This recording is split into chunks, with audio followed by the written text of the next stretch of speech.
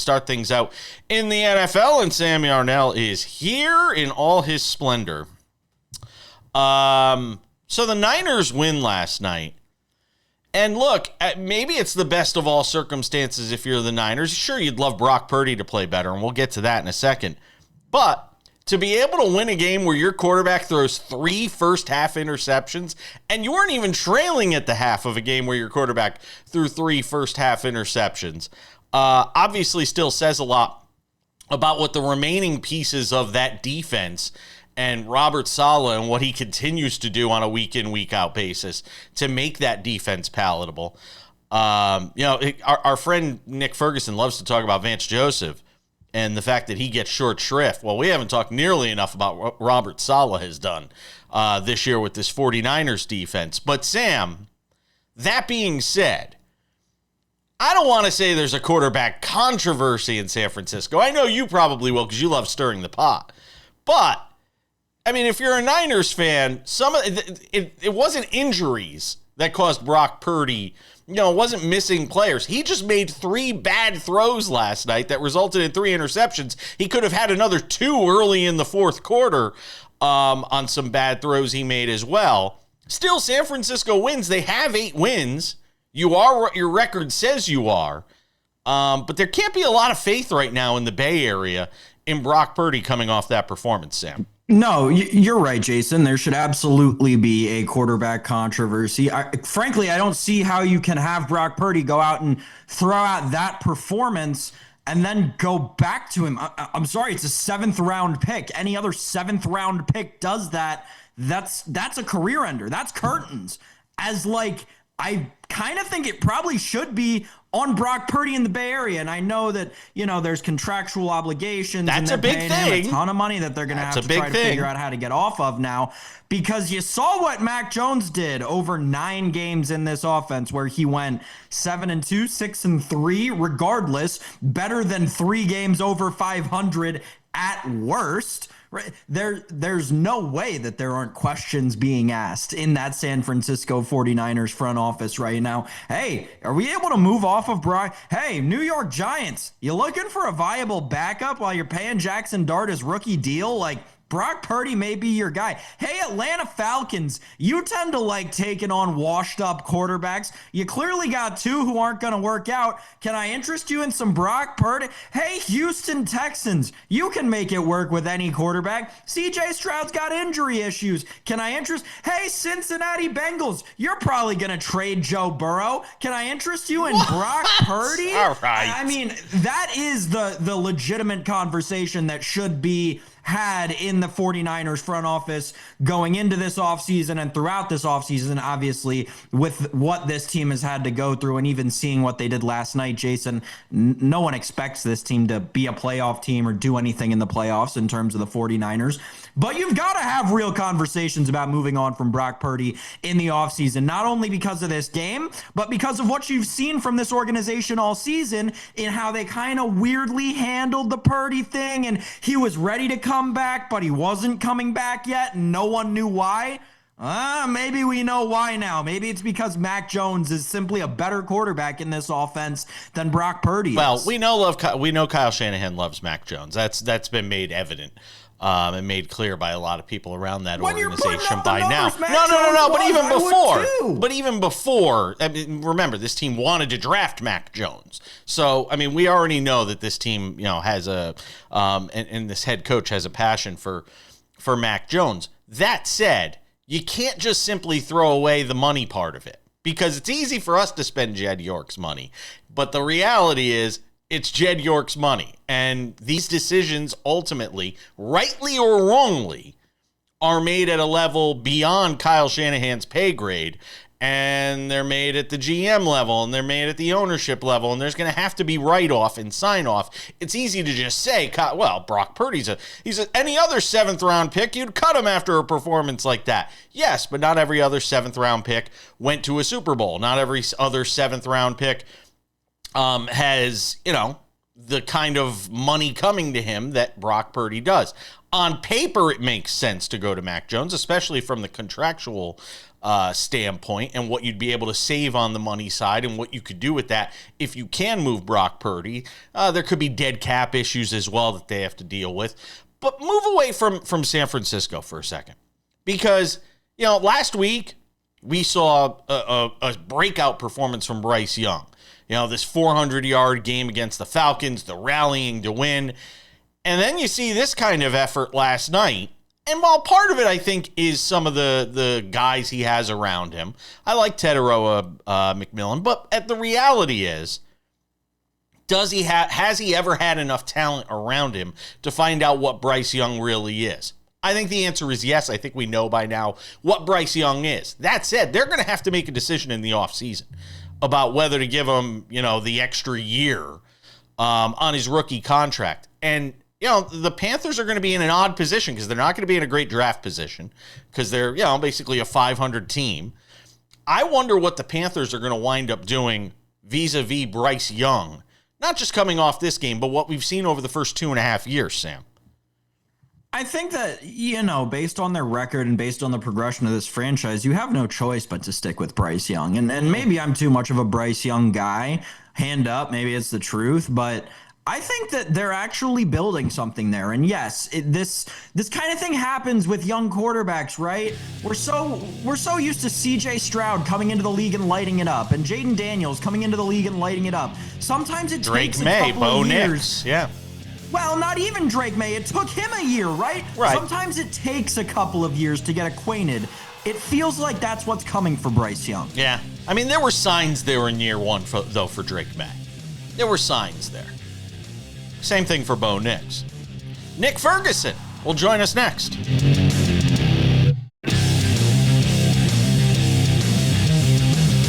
Welcome back to this Tuesday edition of the show. We're talking more NFL. And as promised, Nick Ferguson is here. Former NFL safety. Hangs out with us here and there everywhere. Does a great job in the Denver sports media market as well. Former Bronco, former Jet. Sam likes to remind us former Bill. I always say former Hartford Colonial because that's where I met Nick for the first time. So always thrilled to get him on. All right, because we were just talking about it in the last segment, I want to get your thoughts on the Niners and Panthers from last night. Because, look, at the end of the day, it's a win for the Niners. They have 8 wins. I think it's Kyle Shanahan's best job yet. Of all the seasons he's coached this team, Nick, I think this is the best job he's done coaching this Niners team. Give me a thought, though, on the Brock Purdy side of this, because Sam and I were talking about it in the last segment, and Sam thinks, you got to go to Mac Jones. He's, Kyle Shanahan's a Mac Jones guy.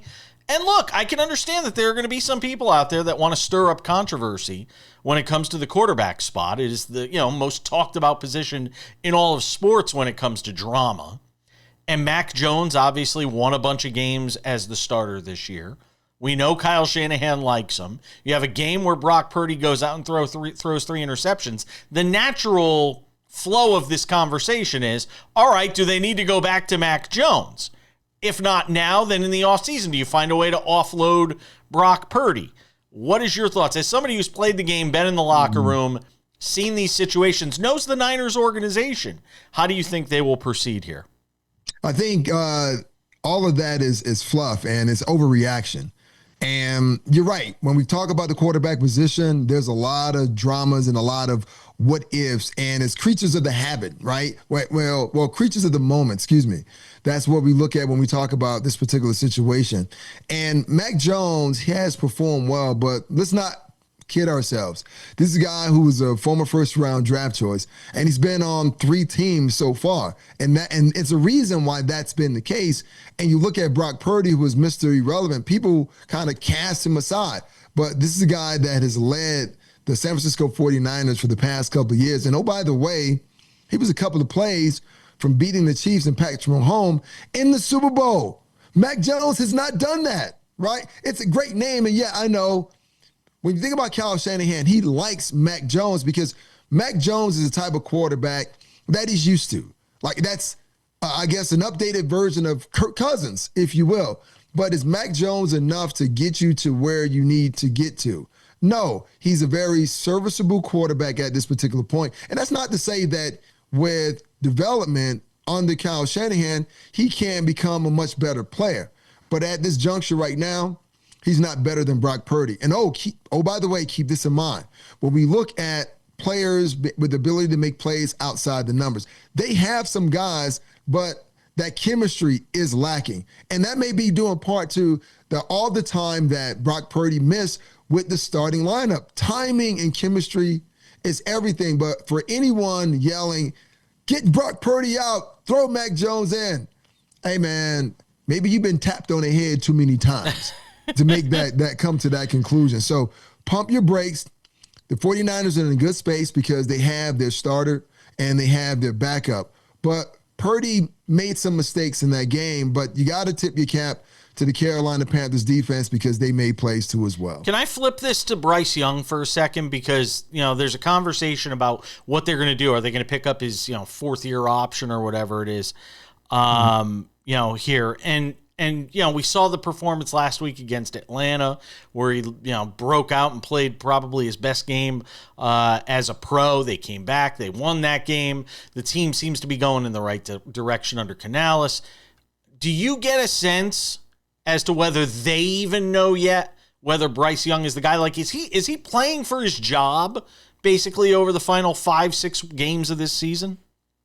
Yeah, I mean, that goes without saying. Every player's playing for their job. True. But in Bryce Young's case, absolutely, because Dave Canales and the Carolina Panthers, they have to understand and know, well, are we going in the right direction? And can Bryce Young actually lead us there? And let's make no mistake, right? Every quarterback needs a run game, and they seem to have found it in Rico Dowd. Now, you also need other playmakers. You had Ted McMillan, and you have Leggett that's there. They don't have a tight end yet. So we don't know exactly what Bryce Young can do with the full gamut of playmakers on this level. We've seen it at Alabama.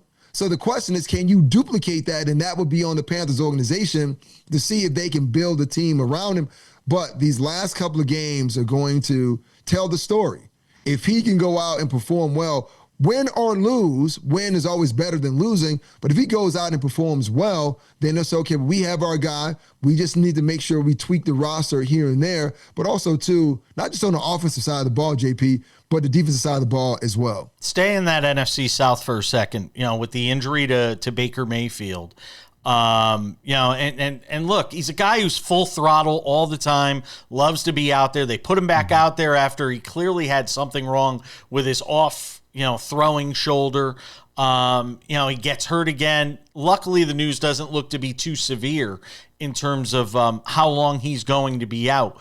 But do they need to, you've been in locker rooms. Do you need to protect players from themselves sometimes?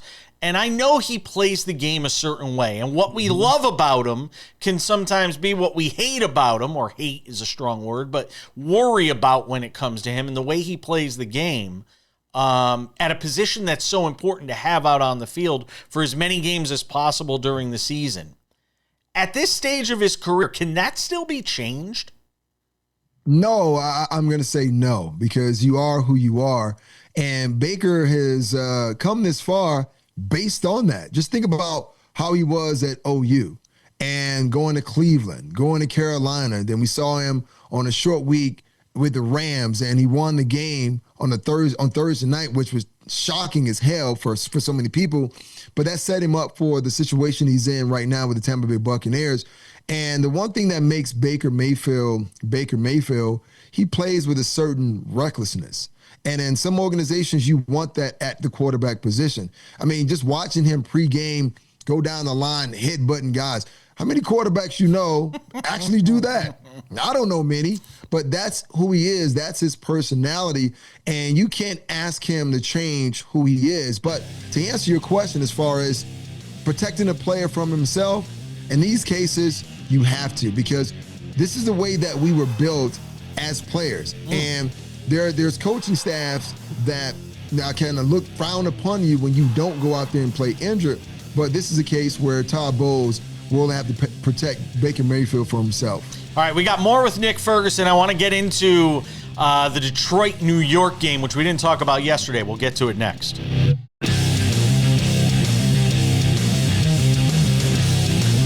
Welcome back to the show. More conversation with Nick Ferguson, former NFL safety, hanging out with us on this Tuesday edition of the program.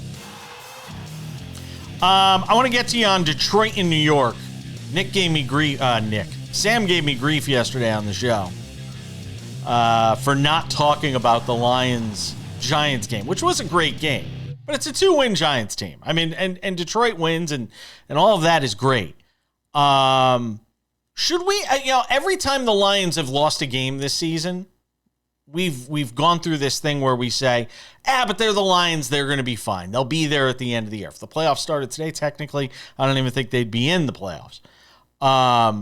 And I keep finding myself in this situation saying, Dan Campbell's squad, they're gonna be fine. When we get to the postseason, they're gonna be there. They're gonna be a contender. Do you still feel that way about Detroit right now? Listen, the season isn't over, and their division, they're third right behind the Packers and the Bears. Who saw that one coming? The Bears would be where they are. But the reason why people talk about the Lions the way they do, because Jared Goff, and they have Amon St. Brown, they have Montgomery, and they have Jahmyr Gibbs. Offensively, they have firepower, and they've proven year after year that they can score points. The biggest issue is, can they win a shootout? I don't think they can. This is a team that's built to win multiple shootouts. Maybe, let's just say, in a 4-game stretch, I'll give them maybe 2 times that they'll be able to win those types of shootouts. But I think the thing that helps them is that they're looking up at the Green Bay Packers. The Packers have not performed well. Josh Jacobs is injured right now. Jordan Love doesn't look like what I thought he was going to be coming into the season, and they're struggling to kind of push the ball down the field. They got tight ends injured. And I know at this stage of the game, everyone's dealing with injuries, but unlike Kyle Shanahan in San Francisco, Matt LaFleur and the Green Bay Packers, they're not showing as though they can overcome those injuries. And no, don't get me started on the kicking game, Whoa. So if you're the Detroit Lions and you're fans, you're saying just what you said. We still have an opportunity, but here is where the rubber meets the road. There's a game on Thanksgiving.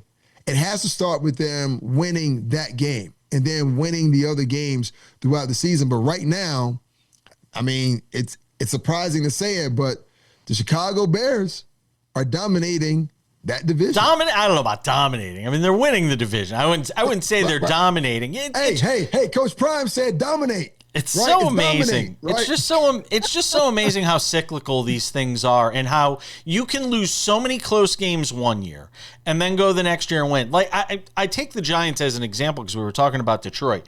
If you go and look at the number of points the Giants have lost their games by, the combined number of points, it would not be crazy. Not that I want to make this a conversation about the Giants with the helmet above my head, but it wouldn't be crazy if the Giants won 9 games next year. Would you be? If the Giants are healthy next year, would you be shocked if that team won 9 or 10 games? No, I wouldn't, and that's based on the fact of who the next coach who's coming in. But I know they have a great defense. Cam Scatterbull, he should be back and healthy, and Jackson Dart. Hopefully, if they can keep him upright and out of a concussion protocol, he should be much better. But we see this every single year. Every year, you see these teams. Even the Jets have lost a ton of close games. But see, bad teams lose games, and that's where confidence comes in. You have to know that you can go in and you can win close games. Last year, what did we see from Kansas City? They had 8-9 games that were one-score games, but they found a way because there was a belief in the play calling, the coach, and the quarterback. Your Giants, they just need someone to restore that belief. Arizona's another example. Arizona's another example. I mean, they've lost a ton of close games this year. And Jacoby Brissett. Yeah. Oh, my God. Revelation. Right? It's been a revelation. And it has some Arizona fans saying, Kyler Murray, who? Right? And I can't argue with that. Can't argue with that. No? No. Like, how can I? You got a veteran guy who's played on multiple teams and multiple systems. But is he the future of your franchise? No, he's not the future of the franchise. And what fans are coming to the realization, neither is Kyler Murray. And right now, Jacoby Brissett is showing them something that they hoped that Kyler Murray would actually be, because remember, they gave him a massive contract.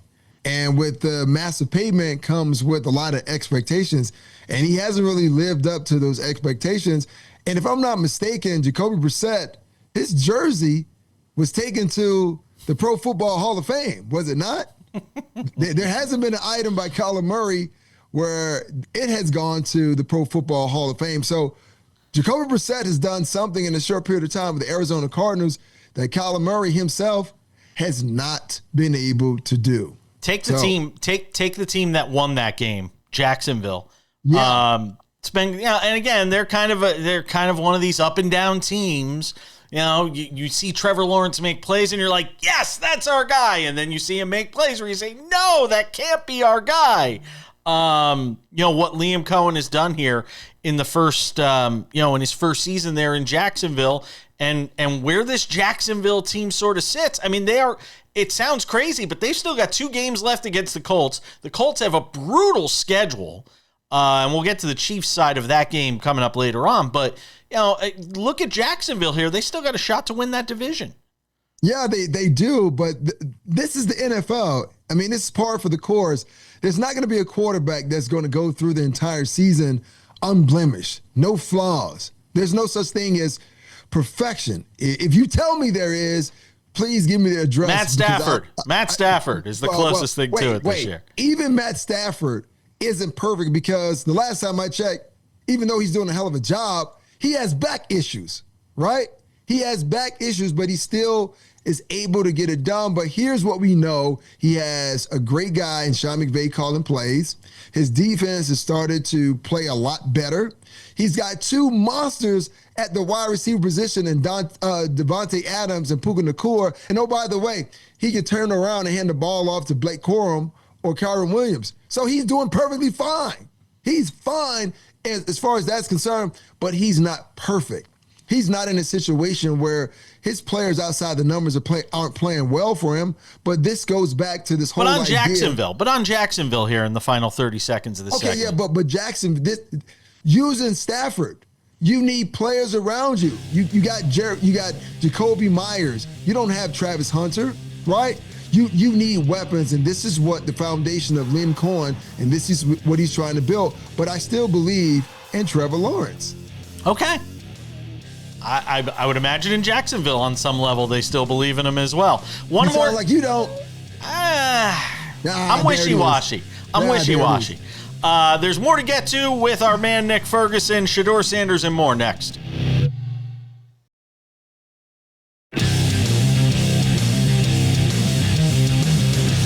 One more segment because we bolted him to the chair with Nick Ferguson, former NFL safety.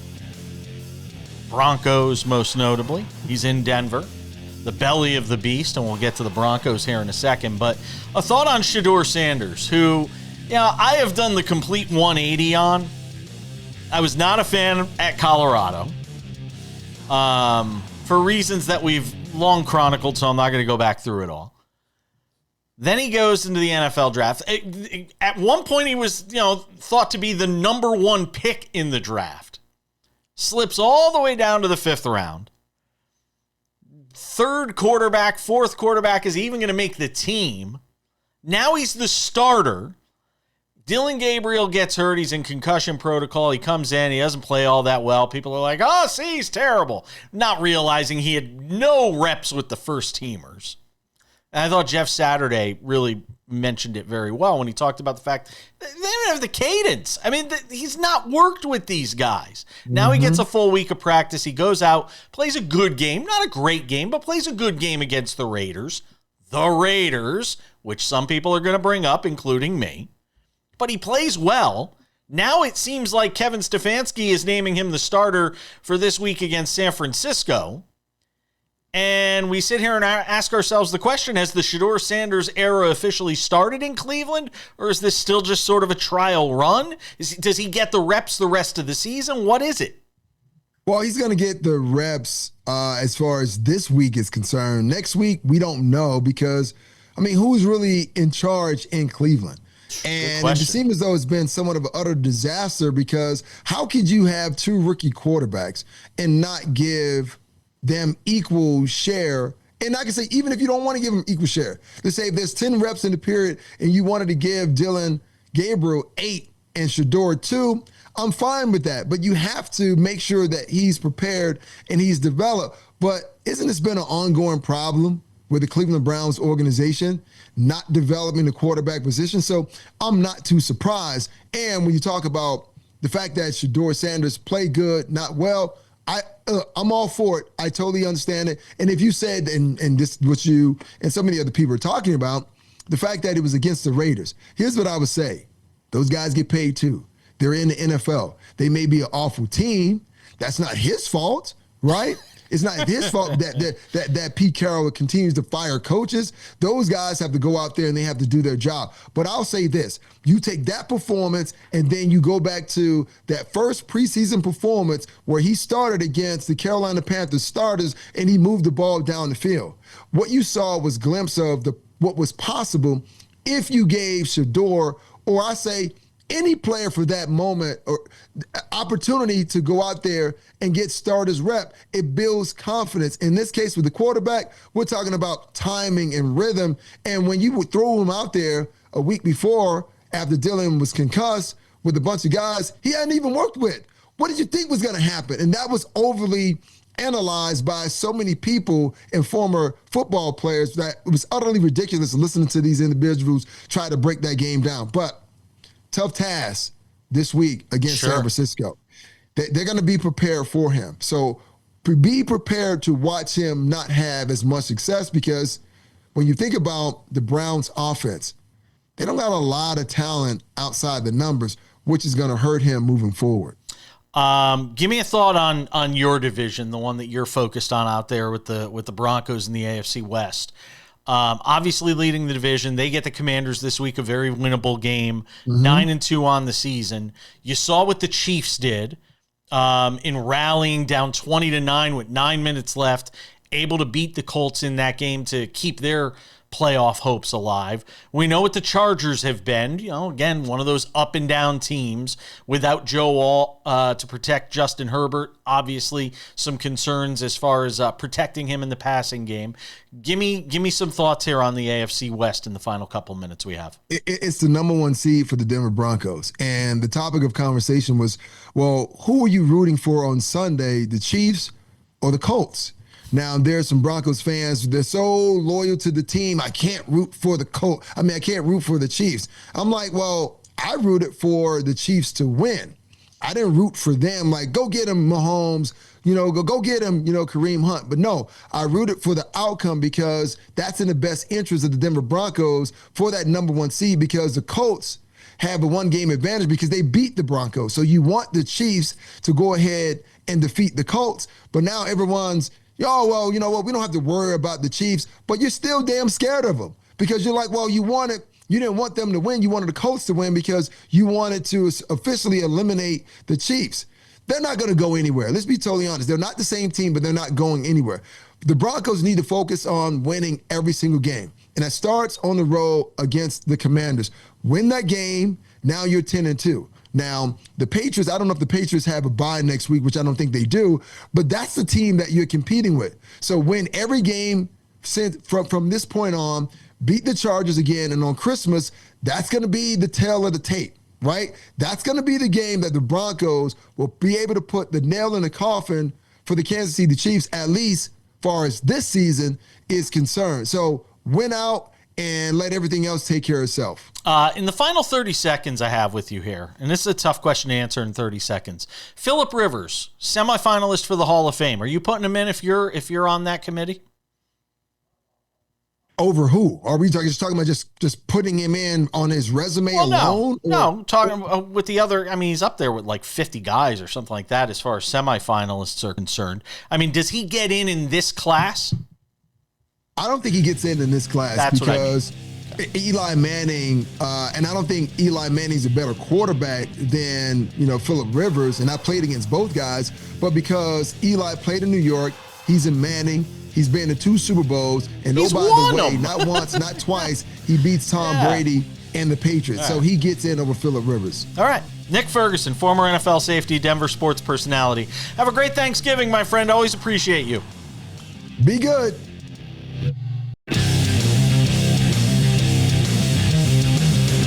Thanks for being with us on this Tuesday edition of the show. Hey, if you're not already subscribed to the Sports Wrap with Jason Page podcast, bing. Get on there and do it. Great way to listen to the show. If you're on your way to work, showering, traveling, on the treadmill, go and check it out. Odds and Ends comes your way in about 10 minutes. Everything we ran out of time to get to in the show. Sam Yarnell, is Brian Kelly getting a raw deal from LSU? That is the question. Attorneys for the now former LSU head coach, Tan Wetzel and Pete Thamel, with the byline on this one for ESPN. In a letter, they inform LSU in a letter that the school's claim that it had not formally terminated Kelly as its football coach is making it impossible for him to get another job. First of all, I don't know how many people are lining up right now to get Brian Kelly to be their next head coach. Maybe somebody is. But letter was sent out on November 18th to LSU. Athletic director says, Kelly, he reserves all rights to seek any and all damages to the fullest extent permitted by law for the interference in any potential job candidacy. So they still haven't really fired him. They've basically just benched him, and they're now preventing him from getting any other sort of job. Sam, it's kind of weird. Yeah, I mean, we said a couple of weeks ago that this was going to get ugly, and it has. I mean, when you had when the governor started to say whatever he was saying, however long ago that was. Yeah, you remember that's when this whole thing was like, okay, this is not going to be fun for anybody. This is what coaching, firings are going to turn into in this day and age. It's going to be more and more common to have to deal with the legal battles and so on and so forth. It's not so much that people are running to hire Brian Kelly. It's a couple of things with regard to that he can't find another job thing. There's no school that's going to want to take him on as an assistant or a special assistant or whatever the case may be, just a no-name, nothing job just to keep himself busy. There's no school that's going to want to do that while LSU putting out press releases saying, hey, we never actually terminated him and we could actually fire him for cause, but we just told him to stop showing up to work. That's not how this works, LSU. And it's just showing that you fired your AD and you've got a bunch of politicians trying to run an athletics office. And I'm sorry, but politicians don't know ball. It's as simple as that. And we can have, if there's any politician out there watching, I know most of you probably get the show on your office building TVs en masse. Shout out to the DMV, although from what I understand, you're never there these days. Regardless, that's beside the point. If you're watching the show and would like to debate that with me, please, please, please, my open invitation to you, any sitting congressperson, senator, if you think you actually know ball, I promise you don't. Any governor, lieutenant governor from Louisiana, I promise you don't know ball, and you can come on this show and I will gladly run circles around you in terms of ball knowledge, despite me being 25 and you being however old politicians are Jim these Jordan days. might. I don't know. Jim Jordan knows ball. I will still run laps around them all in terms of ball knowledge. Okay, so this is what happens when you let politicians try to run an athletics office, right? This is a complex body, an athletics office. This is something that takes multiple thoughts and levels of thinking, something that generally politicians don't have. Sorry, hate to say it, don't really hate to say it at all. Something that politicians don't possess, don't have the capability to even get to in most cases. So again, this is going to continue to be a colossal disaster for all parties involved until they get somebody who actually knows how sports work to get in there and operate all of this, Jason. Until then, they'll just try and figure it out in the courtroom. No one will get anything, and Brian Kelly will just have to sit in his multi-million-dollar mansion just raking it in from LSU. Yeah, that's part of the. I mean, I hate to say it, that's part of the reason my calculus for my lack of pity for Brian Kelly is he's getting paid. I mean, he's getting paid. In a day and age where people are struggling financially, in a day and age where, people are trying to make ends meet, Brian Kelly's making a ton of money. Dozens of millions of dollars. 64 years old. I mean, I don't think people are going to be banging down the door for Brian Kelly to be their next head coach. I'm just saying. No, you're right. You're right. And look at what he just did, Jason. He just had a team that was, preseason top 15, top 10 overall, and absolutely had them crash and burn at every possible angle. He couldn't even get a job in the Sun Belt. Jim Jordan, line 1, wants to talk ball with Sam Yarnell, he says. Oh, my Tommy Tuberville. Hold on. Tommy wants to talk ball with Sam Yarnell. I'd listen. I'd hire Tommy Tuberville tomorrow if it got him out of the Senate. I'd give him my head coaching job tomorrow if it got him out of the Senate. But oh well, not gonna happen. Love all of you guys in DC, even if he can't talk ball. Love all you guys in DC. We are a nonpartisan. We are a nonpartisan show here. And I have nonpartisan hatred for all of you because none of you know ball, and you'd be a lot better for your constituents if you learned a thing or two about sports teams, not just the ones that are in your jurisdictions. Boy, Kelly was at LSU. Wow, that was 2022. It's amazing how the time flies by. And now they've made an incredible offer to Lane Kiffin. And the day after the Egg Bowl, he's going to beat Mississippi State and say, hey, see ya. I'm going to go coach my daughter's boyfriend at LSU. Feels like that's the direction the Lane Kiffin sweepstakes is headed in. We've got odds and ends right around the corner. Wasn't expecting that strong a performance from Sam on the political front. I'm surprised every day. We're coming back. Just about time to put the wraps on this baby, but before we do, a couple of reminders. If you haven't checked out the podcast, Sports Wrap with Jason Page podcast, Sam and I were just talking in the break about how much he loves podcasts. The Sports Wrap with Jason Page podcast, available on all your favorite podcasting platforms: Spotify, Apple Podcasts, YouTube Podcasts, iHeartRadio, TuneIn, Odyssey, Amazon, you name it. If it's on a podcasting platform, you'll be able to find it over there. Also, Sports Wrap with Jason Page, the YouTube channel. This is the place to go for all things Sports Wrap. The Monday through Friday show is up there. Early afternoon, you can catch it. Before you catch it anywhere else, the Sports Wrap with Jason Page YouTube channel has it. Also, Sports Wrap Shorts.